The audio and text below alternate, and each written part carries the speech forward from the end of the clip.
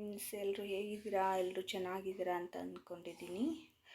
ಇವತ್ತು ನಾನು ಕಿಚನಲ್ಲಿ ನಾವು ಡೈಲಿ ಹಾಲನ್ನು ಕಾಯಿಸ್ತಾ ಇರ್ತೀವಿ ಅಲ್ವಾ. ಡೈಲಿ ಹಾಲು ಉಕ್ಕಿ ಹೋಗ್ತಾ ಇರುತ್ತೆ, ಮರ್ತು ಬಿಡ್ತೀವಿ ಒಂದೊಂದು ಸರಿ ಕಾಯಿಸೋಕ್ಕಿಟ್ಬಿಟ್ಟು. ಆವಾಗ ಅದಕ್ಕೊಂದು ಟಿಪ್ಸ್ ಹೇಳ್ತೀನಿ ಬನ್ನಿ.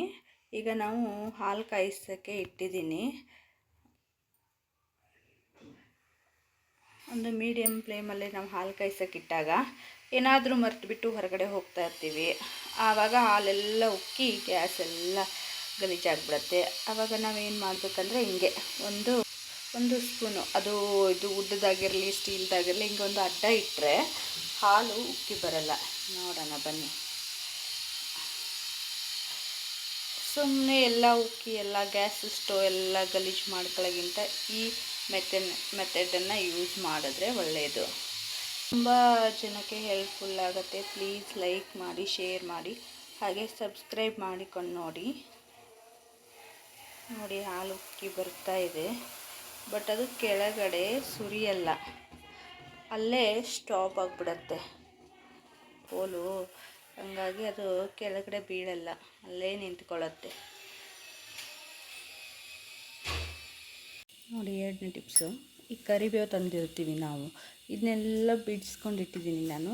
ಈ ಥರ ಬಿಡಿಸ್ಕೊಂಡು ಈ ಥರ ಒಂದು ಡಬ್ಬ, ಈಗ ನಾವು ಏನಾದರೂ ಮಕ್ಕಳಿಗೆ ಸ್ವೀಟ್ಗಳು ಆಮೇಲೆ ಚಾಕ್ಲೇಟ್ಸು ಎಲ್ಲ ತರ್ತಾನೆ ಇರ್ತೀವಲ್ವ, ಆ ಥರ ಬಾಕ್ಸಲ್ಲಿ ನಾವು ಸ್ಟೋರೇಜ್ ಮಾಡಿಟ್ಕೊಂಡ್ರೆ 15 ದಿನ ಏನೂ ಆಗಲ್ಲ. ಇದಕ್ಕೆ ಈ ಥರನೇ ಫ್ರೆಶ್ ಆಗಿರುತ್ತೆ ಕರಿಬೇವು.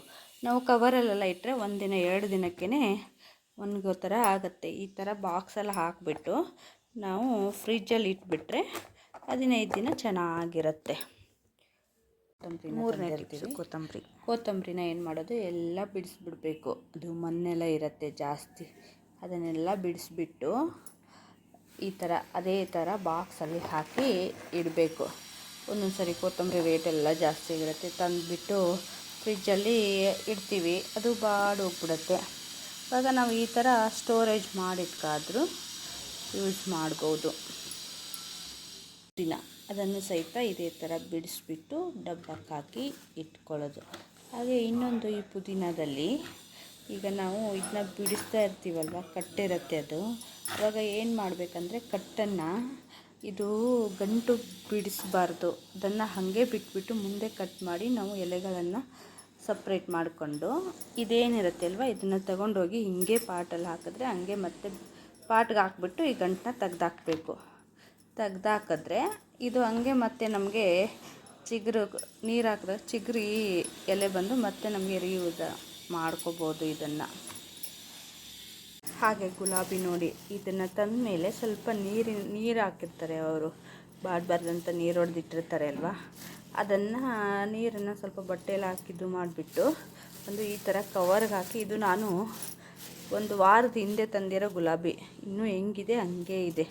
ಅದನ್ನು ಏನು ಮಾಡಬೇಕಂದ್ರೆ ಒಂದು ಕವರ್ಗೆ ಹಾಕಿ ಈ ಥರ ಕಟ್ಟಿಬಿಟ್ಟು ಈ ಥರ ಡಬ್ಬದಲ್ಲಿ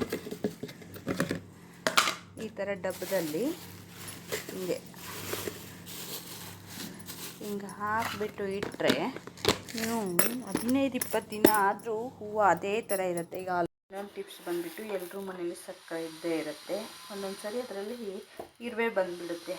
ಆವಾಗ ಏನು ಮಾಡಬೇಕಂದ್ರೆ ಇದು ಲವಂಗ, ಇದನ್ನು ಒಂದು 4-5 ಇರುವೆ ಇದ್ರೂ ಸಹಿತ ಇಲ್ಲದೇ ಇದ್ರೂ ಸಹಿತ ಹಾಕಿಬಿಟ್ರೆ, ಇದ್ರೂ ಸಹಿತ ಅದರ ವಾಸನೆಗೆ ಅದು ಹೋಗ್ಬಿಡುತ್ತೆ. ಇರುವೆ ಇದ್ದಾಗ ಏನು ಮಾಡೋದು, ಸ್ವಲ್ಪ ಇಷ್ಟು ಕ್ಲೋಸ್ ಮಾಡಿ ಬಿಟ್ಬಿಡೋದು, ಇಲ್ಲಾಂದರೆ ಇದು ಹಾಕಿ ಪೂರ್ತಿ ಇಟ್ಬಿಟ್ರೆ ಇರುವೆಗಳು ಬರಲ್ಲ.